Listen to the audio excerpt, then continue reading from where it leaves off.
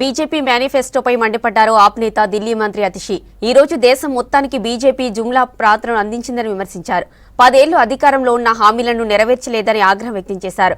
దేశంలో అత్యధికంగా నిరుద్యోగుల సంఖ్య ఎక్కువగా ఉందని చెప్పారు.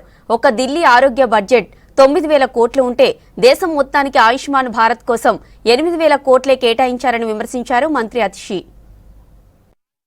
जनता पार्टी ने घोषणा पत्र नहीं, जुमला पत्र पूरे देश को दिया है, क्योंकि 10 साल सरकार चलाने के बाद भी वो अपने एक भी वादे को पूरा नहीं कर पाए हैं।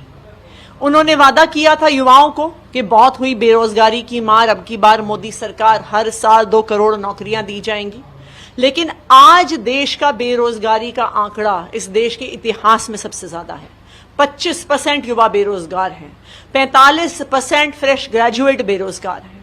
महंगाई अपनी चरम सीमा पे है। मोदी जी ने कहा था बहुत हुई महंगाई की मार, अब की बार मोदी सरकार, लेकिन पेट्रोल का दाम 75 रुपए से 100 रुपए पे पहुंच गया, डीजल का दाम 55 रुपए से 90 रुपए पे पहुंच गया, गैस के सिलेंडर का दाम 300 रुपए से 1200 रुपए पर पहुंच गया। आज एक आम परिवार के लिए घर चलाना लगभग असंभव हो गया। स्वास्थ्य सुविधाओं की बात करिए, आयुष्मान भारत की बात करते हैं प्रधानमंत्री नरेंद्र मोदी जी। जितना खर्चा पूरे देश में आयुष्मान भारत पर हुआ है वो दिल्ली के स्वास्थ्य बजट से कम है। दिल्ली में स्वास्थ्य का बजट 9,500 करोड़ है, लेकिन पूरे देश में आयुष्मान भारत पर सिर्फ 8,000 करोड़ का। आप किसानों की बात करिए, इसी जुमला पत्र में 10 साल पहले कहा गया था कि किसान की आय को दुगुना करेंगे।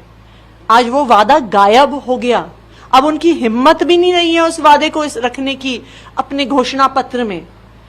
कहीं पर भी इस पूरे मैनिफेस्टो में एमएसपी कानून की बात भी नहीं की गई है। ये वही सरकार है जिन्होंने कील लगाए, जिन्होंने तारे लगाई, देश के अंदर सरहद बना दी, जब किसान मोदी जी से आके बात करना चाह रहे हैं कि 10 साल के बाद भी आपको वादों पर वोट मांगने की जरूरत क्यों है? 10 साल के बाद आप अपने काम पर वोट मांगिए। अरविंद केजरीवाल जी की तरह हिम्मत रखिए ये कहने की कि अगर मैंने काम किया है तो मुझे वोट दो, अगर मैंने काम नहीं किया है तो मुझे वोट मत दो।